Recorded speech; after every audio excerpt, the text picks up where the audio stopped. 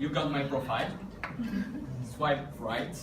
Anyway, thank you Toastmaster of the day, fellow Toastmasters. As my understanding, based on my understanding of the project, I can bring personal history to life by telling stories about my past and certain points. So, the speech title, which you forgot to mention by the way, is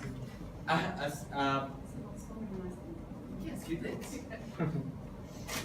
My history with cringe and language. So cringe is when someone acts or is so embarrassing or awkward, it makes you feel extremely ashamed and or embarrassed. Now I don't need this anymore, so you can shut down. Who here experienced cringe? We've all been there, right? Cringe. We've all been there. Your guts feel like they're compressing. You want to hide your face and just disappear in an instant because you just did something you feel super ashamed of, and you feel like society can't take you anymore. Yes.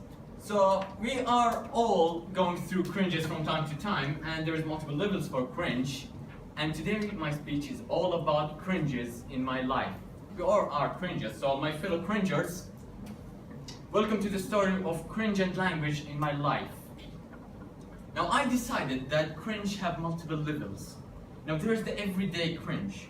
For example, you see someone inside the room and you just go behind him and you sneak behind him and you just tap him on the back, hello Tolga, and he turns around and oh my god, that's not Tolga. Now that is one cringy situation because in that second you're shocked. And that happens. Now this is very basic cringe. Now another example of an everyday cringe is something that happens a lot to me. I like to use my phone while walking, and they say don't drive and text, but I'm not driving, so who cares? So I'm basically going like this, and I see someone's feet right in front of me. So at this moment, I'm doing a very split of a second decision. I need to go right or left, and unlike cars, you can't signal. So what happens is I need to go right, and he goes right. Uh-oh.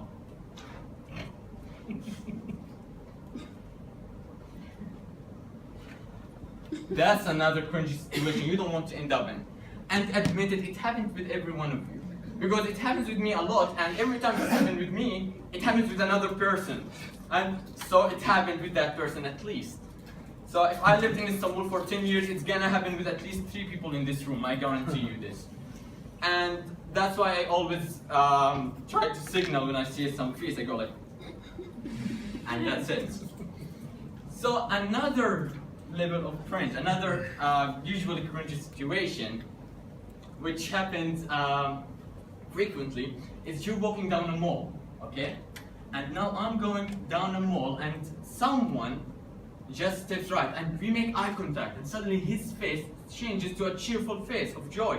He looks at me and he's super happy and he actually shakes my hand. Hello Ahmad, how are you? It's been a long time. And I'm going, who the hell is this guy? He actually recognizes me and he knows who I am, but I can't remember where did I see this familiar face. And at this point you have 2 choices. You can either tell him, excuse me, who are you? Or, which is what I do, go along. Yes, I'm really good, how is school? Oh, I left school 3 years ago, and so on. And you just wish that this person doesn't bring any personal situation that might reveal you have no clue who he is. That's another cringe situation. Now this level of cringe, as I said, happens to almost everybody. If you have a weak memory or poor social skills. And trust me, I do have an aspect of poor social skills. Now there is this second level, just take like a little nutshell of awkwardness, is when you don't pay attention. Now this is the extreme, not extreme, this is like the mini extreme level of cringe. An example would be, I was in Florida, and I was in the clubroom in Florida Atlantic University with another girl, and she said I'm single. So I'm sitting down, and I was single back then, and as you know, when you're alone with a girl, you're just like, should I be speaking at this moment? And at that moment, now I had this little mustache, okay? So she started speaking, And I was like just saying, oh, thank you, you too. Oh, you're a good speaker. Oh, you too. And then she said, and actually I like your mustache. Oh, you too. And that's where I really messed up. That's like a second level of messing up with a girl. You don't tell a girl she has a nice mustache. So at that moment I discovered that not paying attention is a really weak point in me. And of course at that moment you go, oh, I'm sorry. Now you have two choices also. You can tell her I wasn't paying attention, and that would be offensive. And you can actually tell her you do have a good mustache. That also isn't a good option. And okay, now let's take it a little bit up and tell you about one of the most confidential,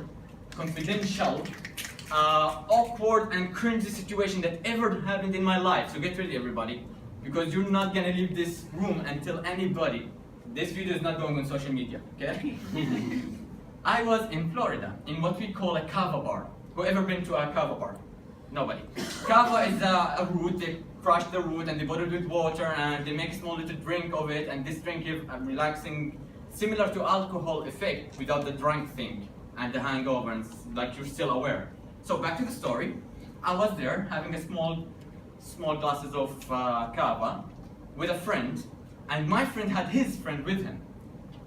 So now I know my friend, and the other friend of my friend know my friend, but we don't know each other. Now it's all fun, my friend is talking with both of us, and then suddenly he said, nature's call, and he decides to head to the bathroom, leaving me and this complete stranger alone. Now at this moment I was like, I didn't like the personality of the guy so far, so I'm just trying to hang up until my friend gets back, because he's what's keeping this conversation from being awkward. So the guy went, are you a student of FAU, which is Florida Atlantic? I told him, no, I'm not, I'm just a member of the club. Oh, really? Because I know a girl in Florida Atlantic that is looking, and I think I can hook you up. So, among all the words that I can use to say I'm not interested in dating this girl, I decided to say the following. I'm not interested in girls. Yes, my friends. Yes, my friends. I said that. Among all the words I can say, I said that. And guess what? The guy went, really? I'm gay too. We can hook up. Actually, he said we can hang out. And at that moment, I was drinking my kava, and I heard that and just realized, what did I say and what does it mean? And oh no, hell no. Hold on. No, my friend, I didn't mean that. I meant I'm not interested in dating because I'm traveling. That was a moment when I went back home and I was like staring at the ceiling and said, what the hell did I do? That's one of the most cringy situations that ever occurred in my life. Now, since I did mention language in my title, I'm going to talk a little bit about language and awkwardness. Now, language is a really important aspect of culture, and it does relate to a lot of awkwardness and cringe. And one of the most annoying, cringy situations that ever happened to me related to language, and don't worry guys, it's not related to Turkish. Turkish is good so far, grass, but it's good. I was in the UAE, and the UAE is a very diverse country with a lot of people. There are people from Pakistan, India, America, Britain, Australia, etc. Every single nationality you can find in the UAE. So I was in the school. Now I moved from and to 8 different schools in my life. So I did go to a lot of schools, and one of the schools I went to was named Global English School, and it was a British school following the IGCSE system, with the whole staff of Indians. Now the whole staff was Indian nationalities. Why? Because they're brilliant. They think up ahead. By the time we're 17, we start thinking about the major we want to take. Now they already mastered 3 programming languages and already applied to the jobs of 12 countries, including Microsoft, Apple, and Google. So what happened that I got into a fight in that school. And as I got into that fight, I was into office with Mr. Seneca waiting for me and the other kids. The other kids started lying, okay? So I shouted out and told him, Kazab, which is in Arabic means liar. So Mr. Seneca got so pissed that he stood up and said, this is Global English School. You are not allowed to speak any language but English. So as she said in this scary way, I was like, yes sir. And the guy just walked in and he went, what's going on? The guy, Mr. Seneca actually said, and he started speaking Indian right on the second. That's how language can get awkward, my friends. That's how language can get cringy. Thank you. Back to you.